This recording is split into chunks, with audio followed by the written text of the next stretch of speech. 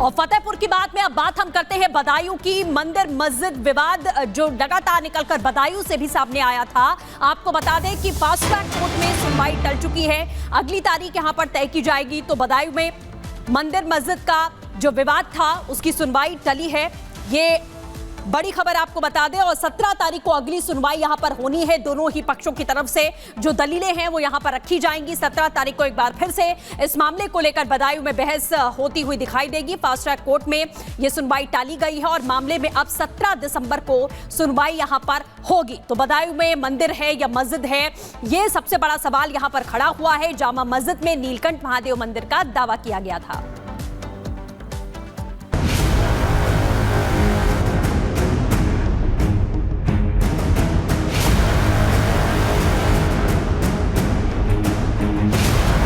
बदायूं की नीलकंठ महादेव बनाम जामा मस्जिद का मामला पूरी तरीके से कोर्ट के हवाले है। कोर्ट में दोनों पक्ष अपनी अपनी दलीलें रख रहे हैं। हिंदू पक्ष के बाद अब मुस्लिम पक्ष इस मामले में अपना पक्ष रख रहा है। मामले की अगली सुनवाई जल्द होगी। बदायूं की लोअर कोर्ट इस मामले में सुनवाई कर रही है। कोर्ट सबसे पहले ये तय करेगा कि ये मामला सुनवाई के योग्य है या नहीं। हिंदू पक्ष का दावा है कि मंदिर तोड़कर मस्जिद बनाई गई है, इसलिए अब उन्हें भी इस परिसर पर अधिकार प्रदान किया जाए। दूसरी तरफ मुस्लिम पक्ष का दावा है कि ये पूरा मामला सुनने लायक ही नहीं है। अब आपको इस मामले पर पूरी जानकारी देते हैं। दरअसल बदायूं के सनातनी लोग दशकों से इस मामले को तमाम मंचों पर उठाते रहते हैं। आखिरकार हिंदू पक्ष इस मामले को लेकर के कोर्ट के दरवाजे पर पहुंचा। सबसे पहले 2 सितंबर 2022 को बदायूं सिविल कोर्ट में याचिका दाखिल की गई। भगवान नीलकंठ मंदिर की तरफ से हिंदू पक्ष ने याचिका दाखिल की। याचिका में मस्जिद कमेटी, एएसआई, डीएम समेत कई लोगों को पार्टी बनाया गया। याचिका में दावा किया गया है कि जामा मस्जिद की जगह पर नीलकंठ महादेव मंदिर था। तत्कालीन शासकों ने मस्जिद निर्माण के दौरान मंदिर तोड़कर शिवलिंग को हटवा दिया था।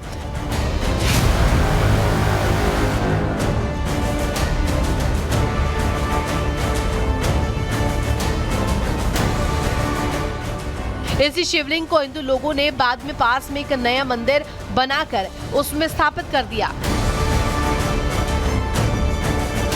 बदायूं में नीलकंठ महादेव मंदिर या शमसी जामा मस्जिद के अस्तित्व को लेकर छिड़ी बहस कोर्ट तक पहुंच गई है। हालांकि कोर्ट में पिछली 3 तारीख को इस पूरे मामले में सुनवाई हुई, जहां इंतजामिया कमेटी द्वारा जो कि मुस्लिम पक्ष था उन्होंने अपना पक्ष रखा, वो पक्ष पूरा नहीं हो पाया, जिसको लेकर आज 10 तारीख कोर्ट ने मुकम्मल की। आज भी वो बहस जो है वो की जानी थी, लेकिन कंडोलेंस के चलते क्योंकि एक सीनियर वकील का देहांत हो गया, जिस कारण कोर्ट बैठी नहीं। तो अगली तारीख अब इस पूरे मामले में 17 दिसंबर दे दी गई है। दूसरी तरफ मुस्लिम पक्ष का दावा है कि ये हिंदू पक्ष की याचिका का कोई मतलब नहीं है। याचिका के पीछे कुछ लोगों का छिपा हुआ एजेंडा है। मुस्लिम पक्ष के अनुसार कोर्ट में यह मामला सुनवाई योग्य नहीं है। मौके पर मंदिर का कोई अस्तित्व नहीं है। नीलकंठ महादेव को वादी बनाना भी गलत है, क्योंकि वादी कोई प्रत्यक्ष व्यक्ति हो सकता है। मुस्लिम पक्ष इन्हीं बिंदुओं के आधार पर याचिका को खारिज करने की मांग कर रहा है। फिलहाल इस मामले में मुस्लिम पक्ष की बहस बाकी है। माना जा रहा है कि जल्द ही कोर्ट इस मामले में फाइनल फैसला सुनाएगा। हालांकि हिंदू पक्ष को उम्मीद है कि उनका पक्ष इतना मजबूत है कि फैसला उन्हीं के पक्ष में आएगा। Bureau report, Republic Bharat. और आइए अब आपको बताते हैं कि मंदिर या मस्जिद ये तो कोर्ट फैसला करेगा, लेकिन दावा किया क्या जा रहा है इस पूरे मामले को लेकर। पहला प्रमाण क्या है? एएसआई की 148 साल पुरानी रिपोर्ट है, ये पहला प्रमाण। दूसरा प्रमाण क्या है? सरकारी गैजेट में भी इसके सबूत मिले हैं कि वहां पर मंदिर होता था। इसके बाद एएसआई के संस्थापक अलेक्जेंडर कनिंघम की रिपोर्ट भी सामने आई। दूसरा प्रमाण क्या है? गैजेट के पेज 249 पर इतिहास लिखा है।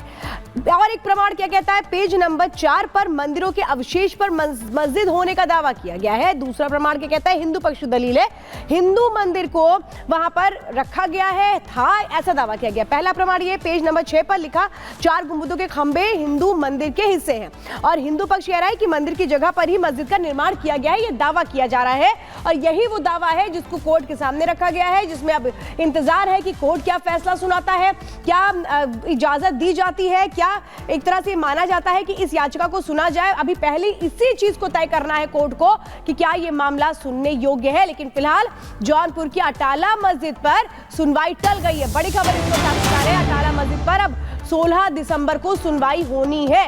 आज सुनवाई होनी थी जिसमें कोर्ट ये तय करता कि क्या इस केस को, इस याचिका को स्वीकार किया जाए। जो तथ्य हिंदू पक्ष की ओर से रखे जा रहे हैं क्या वो सुनने योग्य है। लेकिन अब इस मामले में जो सुनवाई है वो 16 दिसंबर को होगी, यानी 16 दिसंबर तक का इंतजार करना होगा कि कोर्ट इस याचिका को एक्सेप्ट करता है या नहीं।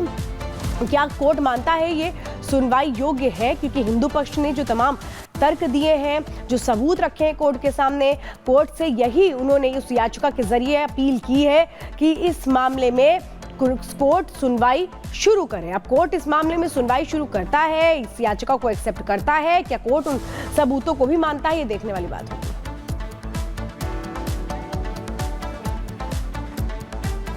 और आगे बढ़ते हुए अब बात करेंगे संसद में आर पार अविश्वास हथियार। जॉर्ज सोरोस के फंडिंग प्रोसेस से जो फोरम्स और जो फाउंडेशन प्रोपोगेट करते हैं उसको यहाँ पर कांग्रेस का वरिष्ठतम नेता उनको उठाता है। सोरोस के साथ तार जुड़ना, आखिरकार ये रिश्ता क्या कहलाता है।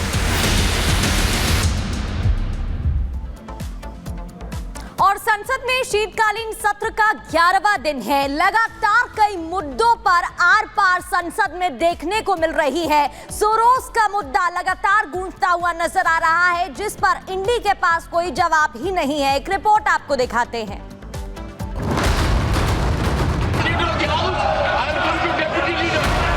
पार्टी की वरिष्ठतम नेतृत्व है। अमेरिकी अरबपति जॉर्ज सोरोस को लेकर भारत में सियासत गर्म है। सड़क से संसद तक बीजेपी ने कांग्रेस के खिलाफ मोर्चा खोल रखा है और बीजेपी के हमलों का तोड़ कांग्रेस निकालने में कामयाब नहीं हो पा रही। यही वजह है कि कांग्रेस नेता सोनिया गांधी और राहुल गांधी को बचाने के लिए संसद में चर्चा करने के बजाय हंगामा करने पर उतर आए हैं।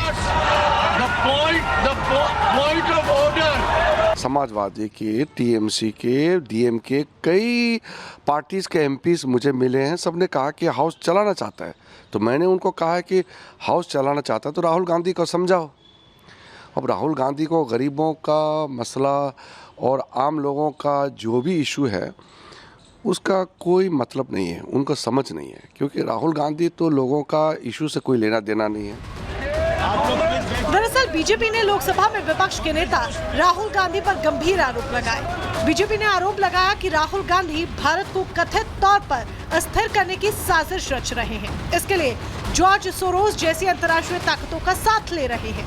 इसी मुद्दे को लेकर बीजेपी ने लोकसभा और राज्यसभा में कांग्रेस के खिलाफ मोर्चा खोल दिया। यह जॉर्ज सोरोस कर रहा है।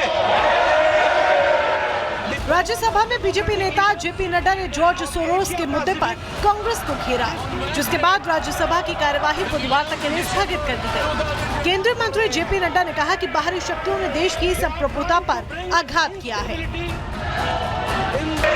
ऐसी संस्थाओं से जुड़ा होना कांग्रेस पार्टी का, ऐसी संस्थाओं के साथ संलिप्त होना कांग्रेस पार्टी का, ऐसी संस्था को कोर्ट चेयर करना कांग्रेस की नेतृत्व के द्वारा, यह बताता है कि यह देश में की आंतरिक सुरक्षा और देश की बाह्य सुरक्षा के लिए बहुत बड़ा खतरा है।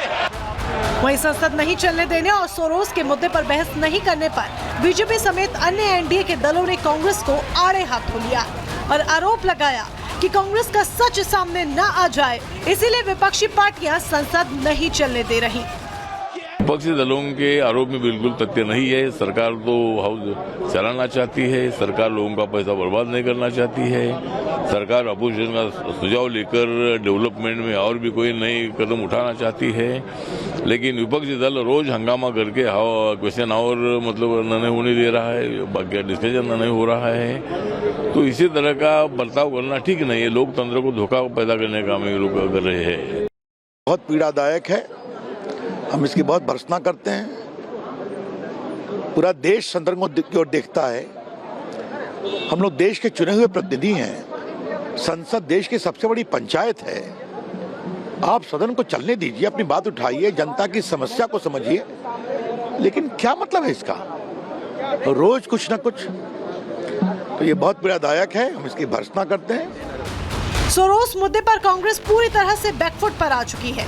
न राहुल गांधी न कांग्रेस पार्टी इस मुद्दे पर अपना बचाव कर पा रही है। यही वजह है कि संसद में चर्चा के बजाय सड़क से संसद तक हंगामा कर रही है।